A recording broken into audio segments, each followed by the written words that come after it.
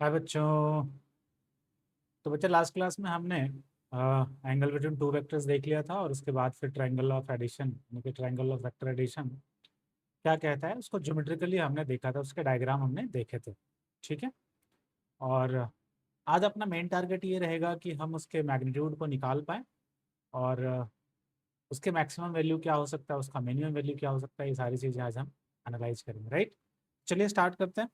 तो एक बार रिकैप कर लेते हैं पिछले क्लास में जो हमने करा था। अ, पिछले क्लास में ये देखा था कि अगर दो वेक्टर को मुझे ऐड करना है तो ट्रायंगल ऑफ एडिशन कहता है कि दोनों वेक्टर को आप क्या करो, आप दोनों वेक्टर को इन ऑर्डर ज्वाइन कर दो जी। क्या कर दो? इन ऑर्डर या फिर इन सक्सेशन आप ज्वाइन कर दो।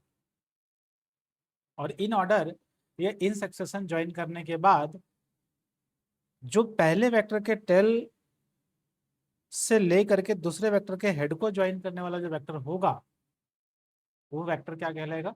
रिजल्टेंट कहलाएगा। ठीक है। तो ये हमने ज्योमेट्रिकली देखा था और ये था उसका डायग्राम कि यहाँ पे हमने पहले वेक्टर ये है आपका, दूसरा वेक्टर आपका ये है, और फिर पहले वेक्टर से के टेल से दूसरे वेक्टर के हेड को जाने वाली जो ये जाने वाला जो वेक्टर है वो वेक्टर एक्चुअली क्या होता था? रिजल्टेंट वेक्टर होता था। और रिजल्टेंट का सिंपल सा मतलब क्या है कि एडिशन ए प्लस बी। ठीक है, समझ आ रही बात है? अब हम जब भी किसी वेक्टर की बात करते हैं तो वेक्टर के बारे में बात करते हुए दो बातें की जाती है, पहला मैग्नीट्यूड और दूसरा डायरेक्शन। याद कीजिए कि जब हम क्लासिफिकेशन कर रहे थे यानी कि वेक्टर के लेक्चर 1 में जब हमने क्लासिफिकेशन किया था तो मैंने आपको वहां पे दो बातें बोली थी, मैं फिर से रिमाइंड करवा रहा हूँ कि जब आपको ये कहा जाए कि एक फिजिकल क्वांटिटी के वेक्टर होने के लिए कौन कौन से कंडीशन होने चाहिए, तो पहला कि एक फिजिकल क्वांटिटी का वेक्टर होने के लिए पहला उसके पास अपना मैग्नीट्यूड होना चाहिए, दूसरा उसका अपना सेंस ऑफ डायरेक्शन होना चाहिए, एंड तीसरा विच इज मोस्ट इंपॉर्टेंट कि वो ट्रायंगल ऑफ वेक्टर एडिशन को फॉलो करे यानी कि वेक्टर एडिशन को फॉलो करे। ठीक है। अगर मान लो कोई एक फिजिकल क्वांटिटी जिसका मैग्नीट्यूड भी है बट से और सेंस ऑफ डायरेक्शन भी है बट वो ट्रायंगल ऑफ वेक्टर एडिशन को फॉलो नहीं करता है तो क्या वो वेक्टर होगा? नहीं होगा वेक्टर, वो स्केलर कहलाएगा। उसका एक एग्जांपल भी आपको बताया था, इलेक्ट्रिक करंट। कि इलेक्ट्रिक करंट एक ऐसा फिजिकल क्वांटिटी है जिसके पास अपना मैग्नीट्यूड भी है और एक सेंस ऑफ डायरेक्शन भी है बट वो एक स्केलर क्वांटिटी है। क्यों? क्योंकि वो वेक्टर लॉ ऑफ एडिशन को फॉलो नहीं करता है। ठीक है। बट यहीं पे अगर मैं ये बोलूं कि एक वेक्टर क्वांटिटी के पास क्या क्या होता है तो आप बोलोगे कि एक वेक्टर क्वांटिटी के पास उसका मैग्नीट्यूड है एंड डायरेक्शन। क्योंकि जैसे वो वेक्टर क्वांटिटी है वो तीसरे पॉइंट को ऑटोमेटिकली फुलफिल कर देता है यानी कि वो वेक्टर लॉ ऑफ एडिशन को फॉलो करेगा ही करेगा, तभी तो वेक्टर क्वांटिटी है। तो जब भी हम एक वेक्टर क्वांटिटी के बारे में बात करते हैं तो हमारे दो चीजें इंपॉर्टेंट हो जाती है, एक उसका मैग्नीट्यूड और दूसरा डायरेक्शन। तो एक एक करके हम इसके मैग्नीट्यूड और डायरेक्शन को यहाँ पे फाइंड आउट करेंगे। किसके? रिजल्टेंट के मैग्नीट्यूड एंड डायरेक्शन की बात कर रहे हैं। ठीक है। तो यहाँ पे हम इसी डायग्राम को लेकर के आगे बढ़ जाते हैं। एक बार मैं फिर से इसको कॉपी कर लेता हूँ यहीं से और आगे बढ़ता हूँ अगले पेज पे। राइट, ये हमारा डायग्राम था। चलो इस डायग्राम को यहीं पे बनाया जाए। अब ध्यान से देखना, यहाँ पे मैं थोड़ा सा ट्रिग्नोमेट्री यहाँ पे इस्तेमाल करूंगा और वो ट्रिग्नोमेट्री मैंने सबसे पहले क्लास में आपको बताया, सिंपल जो साइन और कॉस का कॉन्सेप्ट होता है उसकी बात करूंगा। ठीक है, देखना ध्यान से। यहाँ पे हमारा जो वेक्टर बी था वो ये था, मैं ड्रॉ कर लेता हूँ। ये था हमारा वेक्टर बी, ऐसा कुछ था हमारा वेक्टर बी यहाँ पे। ठीक है ना, ये था वेक्टर बी था ये। मैं यहाँ पे लिख देता हूँ वेक्टर बी। इसी वेक्टर बी को हमने क्या करा, इसी वेक्टर बी को हमने शिफ्ट करके यहाँ ले आया। क्यों लाया? क्योंकि हमें ट्रायंगल ऑफ एडिशन कहता है कि जब भी आपको दो वेक्टर का रिजल्टेंट निकालना हो यानी कि एडिशन करना हो तो आप उसको इन ऑर्डर ज्वाइन कर दो, इन सक्सेशन ज्वाइन कर दो, बैक टू बैक ज्वाइन कर दो। तो उस ज्वाइंट को फॉर्म करने के लिए हमने इस बी को यहां से शिफ्ट कर दिया था इधर। ठीक है। और हम ए और बी के बीच के एंगल को निकालना हम पिछले क्लास में सीख चुके हैं और यहाँ पे एंगल बहुत इंपॉर्टेंट होगा तो उसका ध्यान देंगे। ठीक है, देखो ध्यान से। अब थोड़ा सा यहाँ पे ध्यान देना बच्चा, मैं क्या कर रहा हूँ कि यहाँ पे मैं ए को एक्सटेंड कर रहा हूँ। क्यों कर रहा हूँ अभी आपको समझ में आ जाएगा, क्योंकि मैं चाहता हूँ यहाँ पे एक राइट एंगल ट्रायंगल बने सो दैट मैं इजीली यहाँ पे पाइथागोरस थ्योरम लगा पाऊँ। अब जैसे मैंने ए को एक्सटेंड किया और फिर जो बी वेक्टर का टिप था वहां से मैंने एक परपेंडिकुलर ड्रॉप कर दिया, समथिंग लाइक दिस। अब मैं सारे अलग अलग पॉइंट्स के नाम दे देता हूँ। Let's say this point is O, this point is A, and this point is B, and this point is C. हमने यहाँ पे ओ ए बी सी कुछ नाम दे दिए अलग अलग पॉइंट्स। एंड यहाँ पे हमने परपेंडिकुलर ड्रॉप किया था तो ऑब्वियसली ये 90 डिग्री बन रहा होगा, ऐसा कुछ यहाँ पे। अगर आप ध्यान से देखोगे कि मैंने मान लिया कि angle A sorry vector B और ए के बीच में जो एंगल है वो थीटा है, तो क्या मैं कह सकता हूँ कि ये एंगल भी थीटा होगा? आप ज्योमेट्री को देखिए सिंपली और बताइए, है ना। अब मैं यहां से मुझे देखो क्या चाहिए, अगर मुझे आर निकालना है तो ट्रायंगल ओ सी बी में आर क्या है? हाइपोटेनस है। ट्रायंगल ओ सी बी में आर क्या है? हाइपोटेनस है। और हाइपोटेनस मुझे निकालना है, बट मुझे यहाँ पे परपेंडिकुलर नहीं पता है और बेस भी कंप्लीट नहीं पता है, बेस का एक हिस्सा पता है।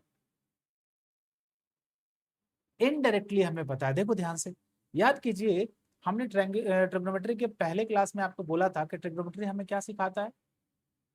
लेंथ, यानी कि स्ट्रेट लेंथ जो होता है, स्ट्रेट लाइन सेगमेंट और एंगल के बीच में रिलेशन देता है। किसके? स्ट्रेट लाइन सेगमेंट मतलब कि जो, या यूं कह दीजिए कि ट्रायंगल के साइड और उसके एंगल के बीच में एक रिलेशन देता है।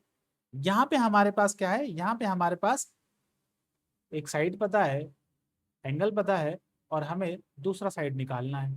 निकाल सकते हैं, देखो ध्यान से। इन ट्रायंगल ए बी सी, अगर मैं साइन थीटा लगाऊं, मैं इसको नीचे लिख देता हूं। इन ट्रायंगल ए बी सी, अगर मैं यहाँ पे साइन थीटा लिखूं तो साइन थीटा क्या हो जाएगा बच्चा? साइन थीटा हो जाएगा B C upon A B.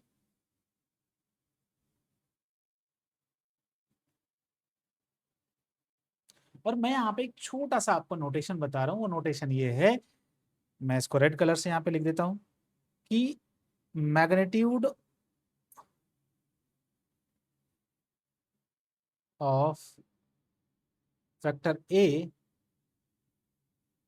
Is equal to, या मतलब is denoted by either mod of vector A और सिंपली ए। अब अगर मैं ए वेक्टर के बारे में बात कर रहा हूं तो मैंने यहाँ पे मॉड ए लिख दिया या सिंपली ए लिख दिया। अगर मैं बी वेक्टर के बारे में बात करूंगा तो मैं मॉड बी लिख दूंगा या फिर सिंपली बी लिख दूंगा। क्लियर है बात है? तो यहाँ पे अब मैं बात करूं, अगेन ये जो साइन थीटा मैंने यहाँ पे लिखा है, इस साइन थीटा को ध्यान से देखो। साइन थीटा में क्या है? बी सी और ए बी। ए बी का मैग्नीट्यूड कितना हो जाएगा? बी, है ना। ए बी का मैग्नीट्यूड कितना हो जाएगा? बी। तो sine theta it is equal to B C upon B. तो क्या मैं यहाँ से बी सी निकाल सकता हूँ? B C is equal to B sine theta. बोलो हाँ या नहीं। अब आप देखो ध्यान से, यही तो चाहिए था अपने को, यही तो बी सी तो चाहिए था। बी सी हमें मिल गया, तो ये कितना आ गया? B sine theta. कितना आ गया? B sine theta. अगला हमें क्या चाहिए जी? अगला हमें चाहिए ये,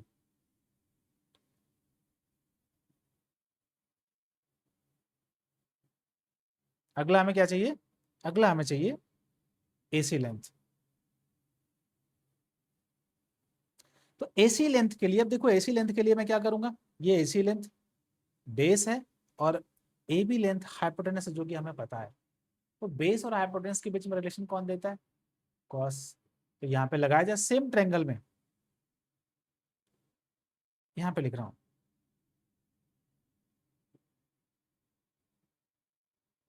इन triangle A B C cos theta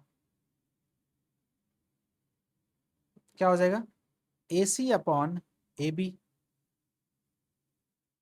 A C upon A B, right. अब यहाँ पे ध्यान देने वाली बात है, ये जो कॉस थीटा है उसमें ए सी हमें निकालना है और ए बी हमें पता है। तो क्या यहाँ से मैं A C it is equal to लिख सकता हूँ बी कॉस थीटा? ये अभी एक बार और आएगा, जब मैं कंपोनेंट बताऊंगा तो सेम कॉन्सेप्ट एक बार और आएगा, बट फिलहाल तो इतना हम समझ ही ले कि देखो यहाँ पे दो चीजें हमने निकाल लिया। क्या? एक तो निकाल लिया बी सी, ठीक है। दूसरा हमने निकाल लिया ए सी, जो हमारी जरूरत की चीज है, इस तरीके से, ठीक है। तो यहाँ पे ए सी और बी सी हम निकाल चुके हैं, तो इसको मैं लिख दूं। अच्छा, यहाँ पे थोड़ा सा मैंने ये रफ वर्क कर दिया, तो इसको हटा लिया जाए।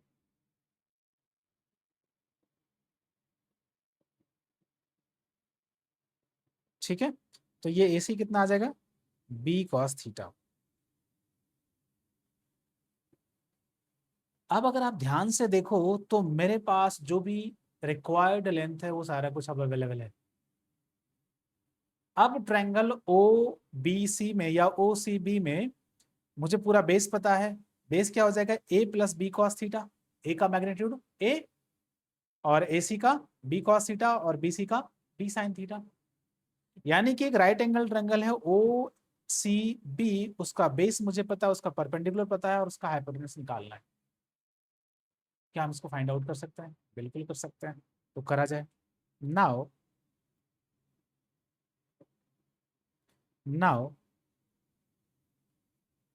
इन ट्रायंगल ओ बी सी,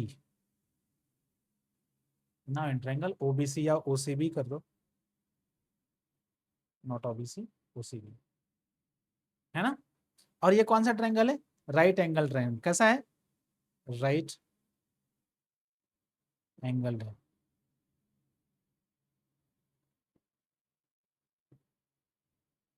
मैं उसको ड्रॉ कर लेता हूँ एक बार वापस, यहाँ पे कुछ इस तरीके से है।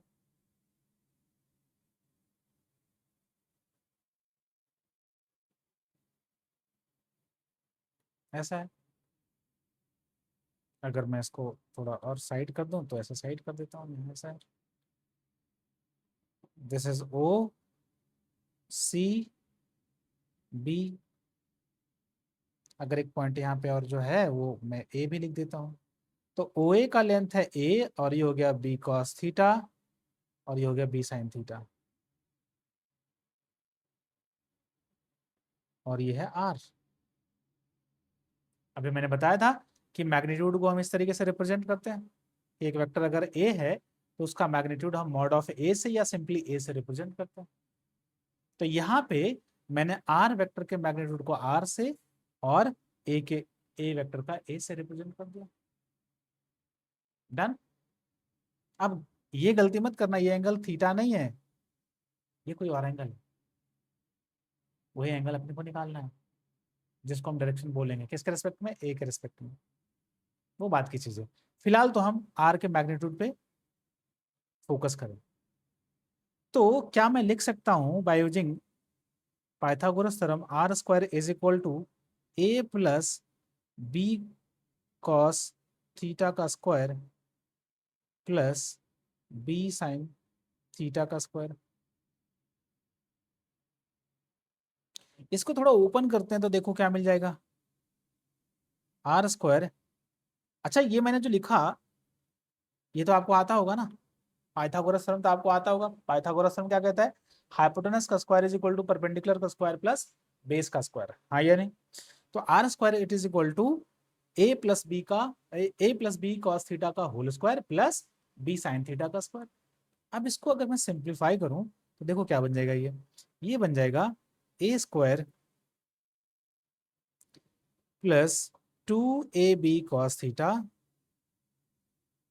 Plus B square cos square theta plus जो ये है B square sine square theta.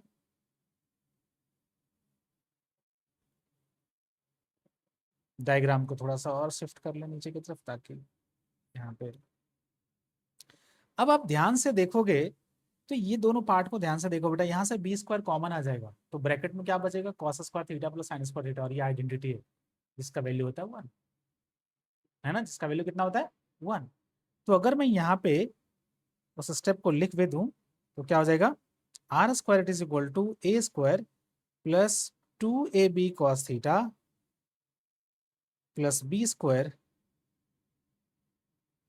Sign square theta plus cos square theta, या फिर cos square theta plus sine square theta, ऐसा कुछ। और ये आपको इसका वैल्यू होता है 1। तो अगर मैं उसके वैल्यू को यहाँ पे रख दूंगा तो क्या बन जाएगा, ये बन जाएगा R square it is equal to a square plus B square plus 2ab cos theta.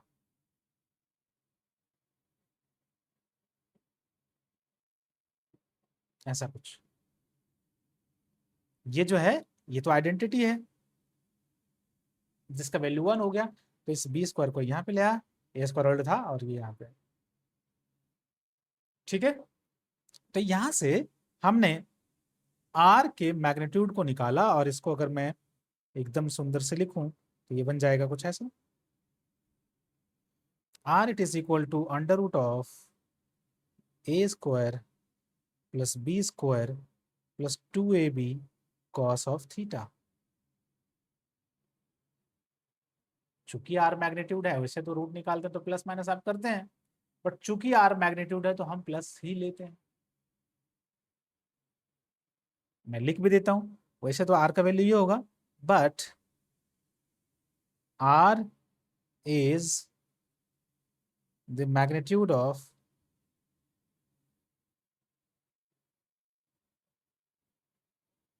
Vector R, so R must be plus this, minus नहीं होगा,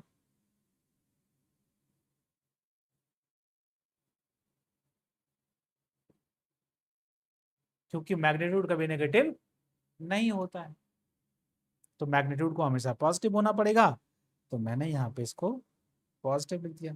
अब वो प्लस नहीं भी लिखेंगे तब भी चलेगा, इतना तो हमें समझ में आता है, ठीक है। तो इस तरीके से हमने आर वेक्टर के मैग्नीट्यूड को फाइंड आउट करा। क्लियर है बातें? This is what, this is magnitude of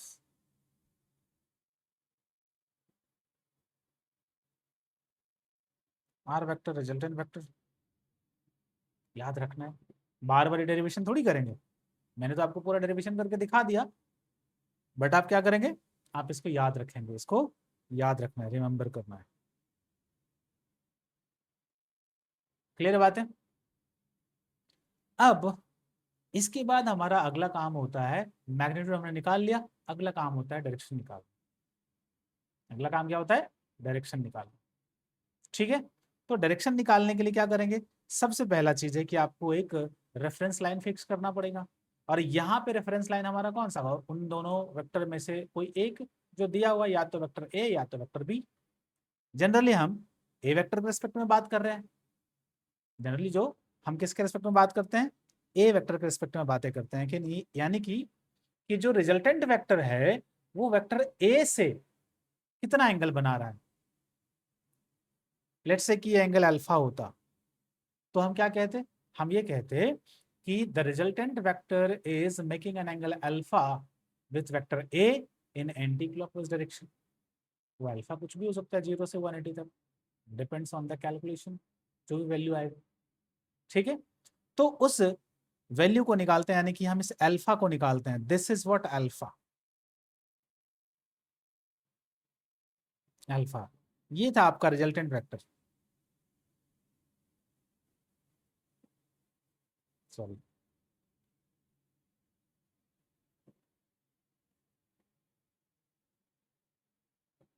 ऐसा था कहानी, है ना।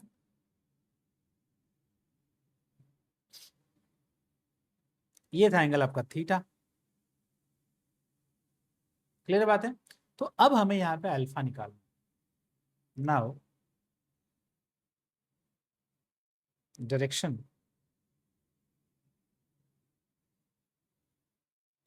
for direction of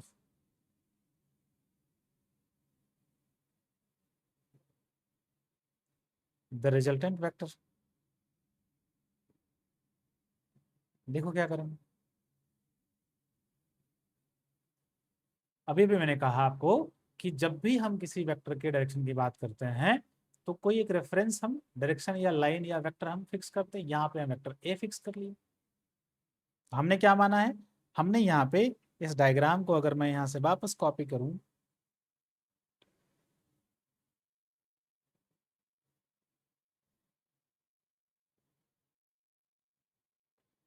तो हमने क्या माना है, हमने माना है यहाँ पे अल्फा। अल्फा क्या है, अल्फा इज द एंगल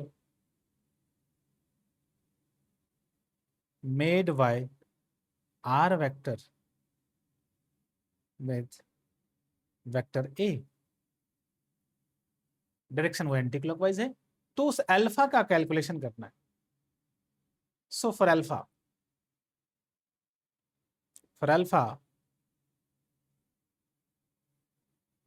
या फॉर एंगल अल्फा क्या करेंगे, इस ट्रायंगल में, जो ट्रायंगल यहाँ पे हमने नाम दिया था ओ ए बी सी, ठीक है, तो इन ट्रायंगल ओ सी बी क्या मैं tan अल्फा लिख सकता हूँ। tan अल्फा क्या होता है, परपेंडिकुलर अपॉन बेस। तो परपेंडिकुलर कितना हो गया, बी सी अपॉन ओ सी। तो यहां से क्या tan अल्फा लिखा जा सकता है, बी सी क्या था, बी सी है b sine theta divide upon A plus B cos theta. If possible आपको याद रखना है, ये बहुत इंपॉर्टेंट फॉर्मूला है ये, ठीक है। तो क्या हो गया एंगल। अब यहां पे ध्यान से देखो कि इस एक्सप्रेशन का एक कोई वैल्यू आएगा, उस वैल्यू के कोरिस्पॉन्डिंग अल्फा का कोई वैल्यू होगा। फॉर एग्जाम्पल मान लो इस एक्सप्रेशन का वैल्यू आ गया √3, सो क्या हो जाएगा tan alpha is equal to √3, यानी कि alpha is equal to 60 degree. Let's say इस एक्सप्रेशन का वैल्यू आ गया 1, तो tan alpha is equal to क्या हो जाएगा 1, यानी कि alpha is equal to 45 degree. इस तरीके से हम अल्फा का कैलकुलेशन करेंगे और फिर बता देंगे कि जो रिजल्टेंट वेक्टर है वो इतना एंगल बना रहा है। क्लियर है। इसका दूसरा तरीका भी हो सकता है। एक तो ये तरीका हमने देख लिया कि ये तरीका है tan के फॉर्म में निकालने का। अच्छा, ये भी हो सकता है कि मान लो वो कि कोई परफेक्ट एंगल या फिर वो एंगल नहीं बन रहा जो आपके चार्ट में था, तो क्या करेंगे, आप उसको इसी एक्सप्रेशन में छोड़ देंगे, यानी कि अल्फा इज इक्वल टू क्या बोल देंगे, tan inverse B sine theta upon ए प्लस बी कॉस थीटा, ऐसा बोल देंगे। नाउ दूसरे तरीके से कि मान लो किसी का इच्छा है भाई कि मैं साइन के फॉर्म में लिखूं, साइन अल्फा।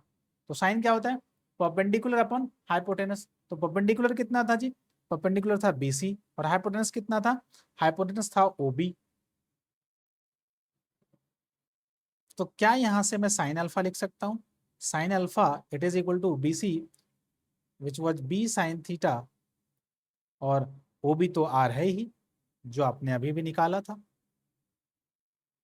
तो ये भी एक तरीका हो सकता है एंगल निकालने का। अगेन मैं वही बात कहूंगा कि इस एक्सप्रेशन का कुछ वैल्यू आएगा, उसके कोरिस्पॉन्डिंग अल्फा का कोई वैल्यू होगा जो आप उस चार्ट में देखेंगे। अगर नहीं है तो इसको एज इट इज छोड़ देंगे। सेम हो सकता है कि आपके एक ऑप्शन में कॉस के फॉर्म में हो कुछ ऐसा, cos alpha it is equal to cos alpha क्या होगा, बेस अपॉन यानी कि ओ सी अपॉन ओ बी। आप इस ट्रायंगल में अगर ध्यान से देखो तो यही है ना, बेस क्या है, बेस है ओ सी और हाइपोटेनस है ओ बी। तो यहां से क्या आ जाएगा, यहां से आ जाएगा आपका cos alpha it is equal to A plus B cos theta divide by are.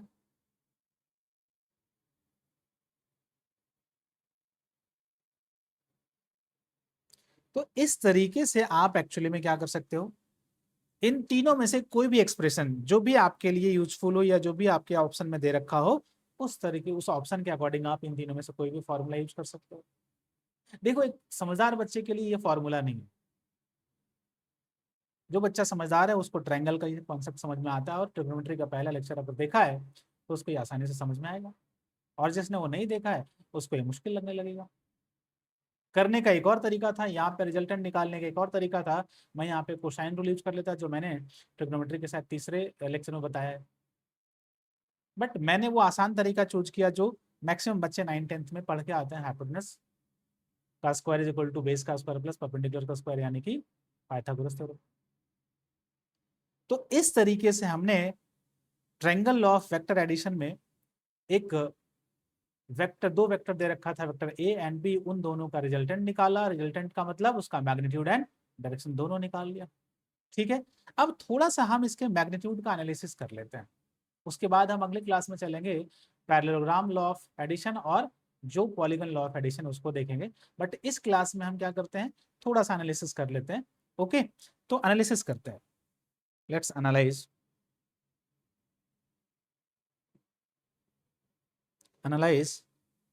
the magnitude of R, magnitude of vector R, कि R का जो मैग्नीट्यूड है बेटा वो क्या हो सकता है, उसका मैक्सिमम वैल्यू क्या हो सकता है, उसका मिनिमम वैल्यू क्या हो सकता है, उसकी बात थोड़ा सा ऐड कर लेते हैं। क्या था R का magnitude, a square plus B square plus 2ab cos of theta, और इसके मैक्सिमम मिनिमम के अकॉर्डिंग फिर ज्योमेट्री से भी थोड़ा समझने की कोशिश करेंगे क्या आखिर क्या आता है। ठीक है, देखो ध्यान से, मैं यहाँ पे आपको एक बात बता रहा हूँ, ट्रिग्नोमेट्री में ये चीजें शायद मैंने ग्राफ में कहीं पे बताया है ये बात, और नहीं भी बताया तो आगे आपको मैथमेटिक्स में ये चीजें बताई जाएगी। बट यहाँ के लिए मैं आपको एक बात बता दे रहा हूँ कि कॉस और साइन का वैल्यू -1 से 1 के बीच में होता है। मैं यहाँ पे एक डायग्राम ड्रॉ भी कर देता हूँ।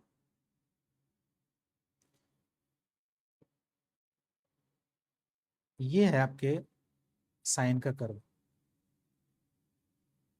ठीक है, तो जो साइन का कर्व है इसका मैक्सिमम वैल्यू 1 होता है और मिनिमम वैल्यू -1 होता है। साइन का या कॉस का जो मैक्सिमम वैल्यू है बेटा वो कितना होता है, 1, और ये -1, मिनिमम वैल्यू -1। मतलब ये 1 और -1 के बीच में ऑसिलेट करता है, इन दोनों का एक्सीड नहीं कर सकता। ठीक है, अब ध्यान से समझना एक बात, देखो यहाँ पे कि अगर आप यहाँ पे देखो कि ये ए स्क्वायर जो है ये तो पॉजिटिव नंबर है, जो बी स्क्वायर ये भी अपने आप में पॉजिटिव है, और ए और बी अपने आप में मैग्नीट्यूड है, तो ए और बी का प्रोडक्ट भी पॉजिटिव हो गया। ठीक है, अब यहां से ध्यान से देखो कि ये तो हमेशा पॉजिटिव है जी, फिक्स नंबर है। देखो बदलेगा क्या, कॉस थीटा, जैसे लेट्स से कि वेक्टर ए है ये और ये है वेक्टर बी, इनके बीच का एंगल थीटा है, अगर ये थीटा बदल के ऐसा हो गया तो कॉस थीटा का वैल्यू बदल जाएगा। मतलब बदलने वाला यहाँ पे क्या है, वेरिएबल क्या है, थीटा। मतलब दो वेक्टर के बीच का एंगल आप बदल सकते हो कुछ इस तरीके से, ऐसा, और जब एंगल बदलेगा तो रिजल्टेंट बदलेगा। अब आप ध्यान से समझो कि आर का मैक्सिमम वैल्यू तब होगा जब कॉस थीटा मैक्सिमम होगा, क्योंकि ये सब बाकी सब के सब पॉजिटिव है, right. So for R to be maximum, for R to be maximum, और आप यूं कह लो कि R max cos theta must be equal to 1। Cos theta किसके बराबर होना चाहिए, 1 के बराबर होना चाहिए, या cos theta must be maximum, cos theta must B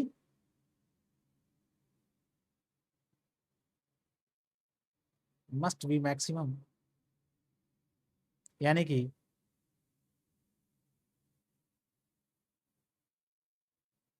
cos theta it is equal to 1। अब cos थीटा 1 कहां पे होता था, दो वेक्टर के बीच में एंगल मैक्सिमम कितना हो सकता है, 0 से 180। देखो ध्यान से, जब भी आप दो वेक्टर के बीच में देखो, अभी जब दोनों वेक्टर पैरेलल है तो 0 है, इस तरीके से एंगल बढ़ रहा है बढ़ रहा है बढ़ रहा है, 90 हुआ, 90 से बढ़ते बढ़ते बढ़ते बढ़ते बढ़ते ये मैक्सिमम 180 हुआ। अब जैसे ये नीचे गया तो फिर से तो एंगल 180 से कम गया ना, यानी कि दो वेक्टर के बीच का जो मिनिमम एंगल है वो 0 हो सकता है और मैक्सिमम 180 हो सकता है, इससे ज्यादा नहीं हो सकता। और अगर cos थीटा का वैल्यू 1 देखना है तो ऑब्वियसली फर्स्ट क्वाड्रेंट में देखना पड़ेगा। अगर 0 से 180 में cos थीटा +1 आ रहा है तो वो फर्स्ट क्वाड्रेंट में आएगा और 0 पे आएगा। इसका मतलब है कि जो यहाँ से थीटा आ रहा है, थीटा मस्ट बी 0 डिग्री, और 0 डिग्री का मतलब है कि दोनों वेक्टर कुछ इस तरीके से है।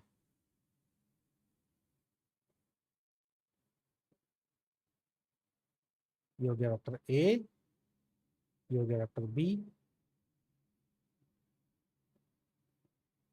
और इसका मतलब है कि both a and b are parallel, are parallel.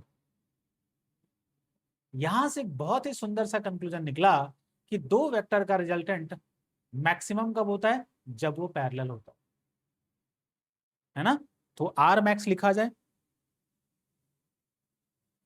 Are max it is equal to under root of A square plus B square plus 2ab into 1, यानी कि R max it is equal to under root of, यहां ध्यान से देखो ये तो a plus b का whole square बन गया जी।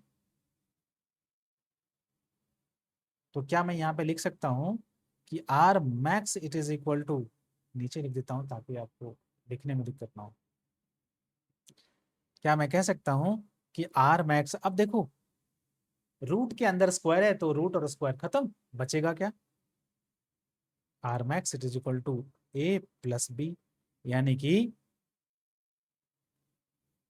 जब दो vector parallel to each other हो तो पहली बात वो मैक्सिमम रिजल्टेंट देगा, दूसरा कि उसका रिजल्टेंट का मैग्नीट्यूड क्या है, सिंपली दोनों के मैग्नीट्यूड को आप ऐड कर दो, तो आपको क्या दे देता है वो, तो आपको वो दे देता है मैक्सिमम वैल्यू। ठीक है। सिमिलरली अगर मैं मिनिमम वैल्यू के लिए बात करूं, now for R to be minimum, for R to be minimum, अच्छा मैंने यहाँ पे ग्राफ आपको साइन का बना के दिखाया था, मैं कॉस का भी बना देता हूँ ब्लू कलर से ताकि आपको कोई कंफ्यूजन न रहे।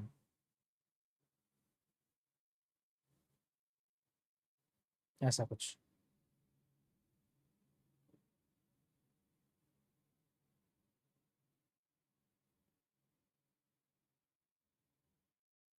और मैं इसको अगर थोड़ा सा एक्सटेंड करूं तो नहीं,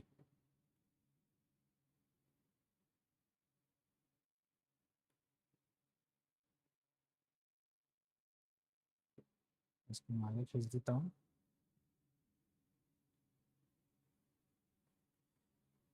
चलिए मैं फिर से ड्रॉ कर देता हूँ बेटा, यहाँ पे थोड़ा सा मिट रहा है ये तो, चलिए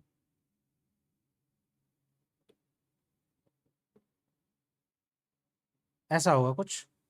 ठीक है, ये होगा आपके कॉस का, यानी कि मैं अगर ब्लू से लिख दूं तो y is equal to cos theta या कॉस एक्स, और अगर मैं या कॉस थीटा, और अगर मैं रेड से लिख दूं तो y is equal to sine theta.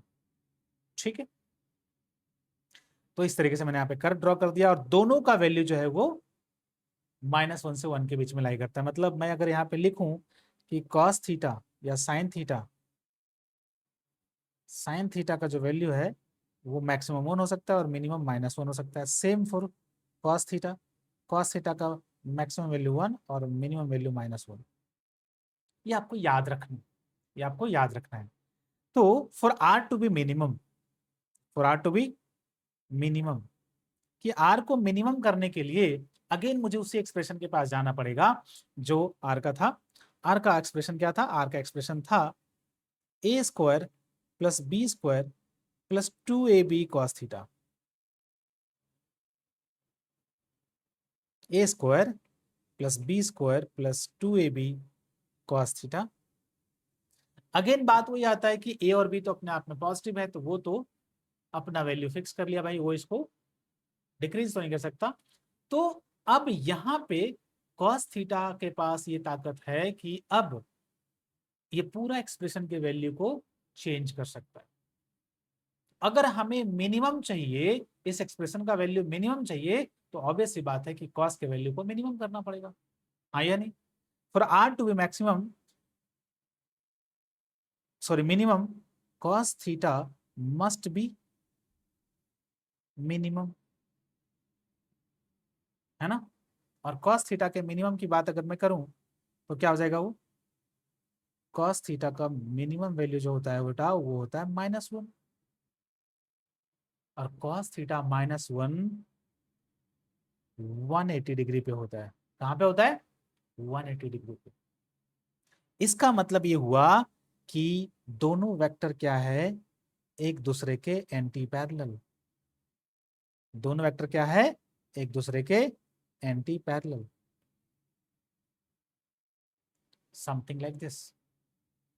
This is called condition of anti parallelism.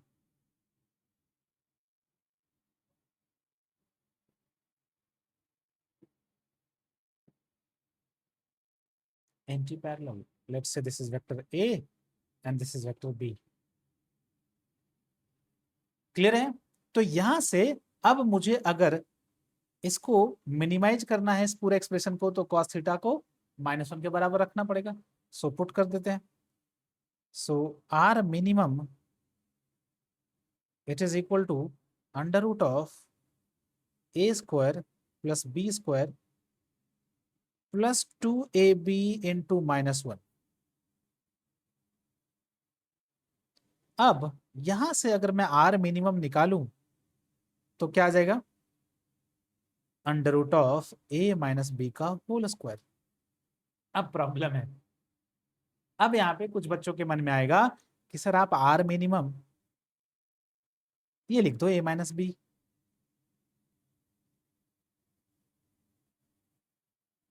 Are minimum क्या लिख दो, ए माइनस बी।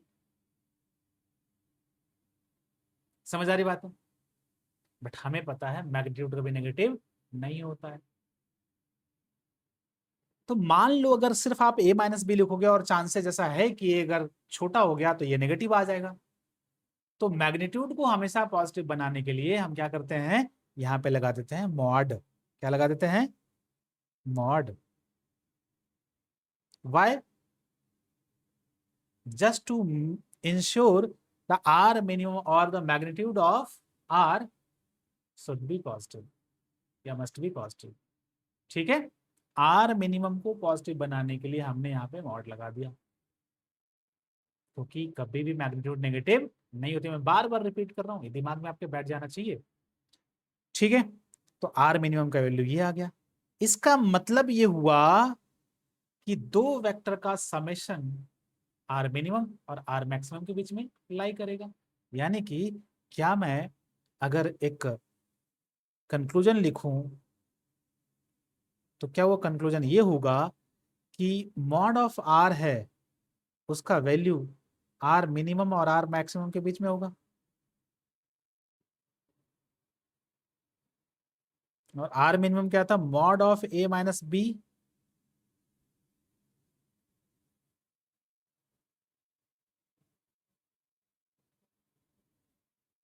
और आर मैक्सिमम क्या था, सिंपली ए प्लस बी।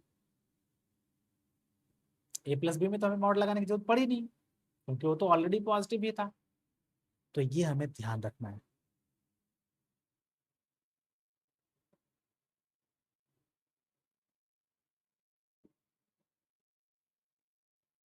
अब अगर आपको मान लो कोई बोले कि दो वेक्टर है 5 and a is equal to 5 metre and b is equal to 3 metre, ये दो डिस्प्लेसमेंट है। ये दोनों डिस्प्लेसमेंट का जो रिजल्टेंट होगा वो क्या क्या पॉसिबल है। तो आप बोलोगे आर मैक्सिमम तो 5 + 3 8 हो सकता है, और आर मिनिमम 5 - 3 2 हो सकता है। यानी कि 2 और 8 के बीच में कुछ भी हो सकता है, एनीथिंग बिटवीन 2 एंड 8। क्लियर बात है?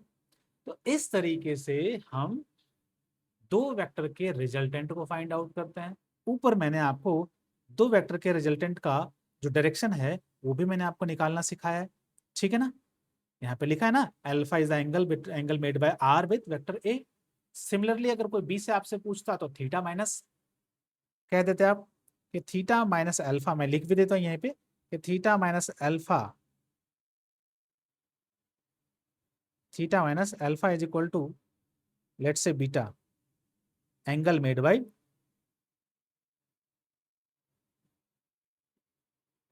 Bye R with b vector से जो एंगल बन रहा है वो हम बता सकते हैं ऐसे। लो बना भी देता हूँ यहाँ पे मैं। ये होता है आपका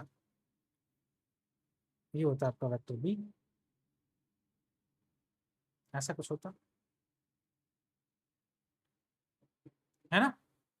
फिर हमने दो वेक्टर के रिजल्टेंट का जो मैग्नीट्यूड है उसका एनालिसिस भी किया कि उसका मैक्सिमम वैल्यू क्या हो सकता है, उसका मिनिमम वैल्यू क्या हो सकता है। उस पर अगले क्लास में हम एक आध दो सवाल भी देखेंगे और फिर हम चलेंगे जो रिमेनिंग दो मेथड्स हैं एडिशन के वो देखेंगे। और उनमें कुछ ज़्यादा परेशानी नहीं होगी क्योंकि हमने पूरे डिटेल में ट्रायंगल लॉ वेक्टर एडिशन को देख लिया है। वही आगे बस वहाँ पे ज्योमेट्री देखेंगे, कैलकुलेशन और रिजल्ट तो यही आने वाला है। ठीक है, अच्छे से एक बार रिवाइज कीजिएगा और ये फॉर्मूला जो है मैग्नीट्यूड का और जो डायरेक्शन का है वो आप अच्छे से याद करके आइए ताकि आगे हम सवालों को जब करें तो आपको कोई दिक्कत नहीं हो। ठीक है, चलिए मिलते हैं अगले क्लास में। Thank you.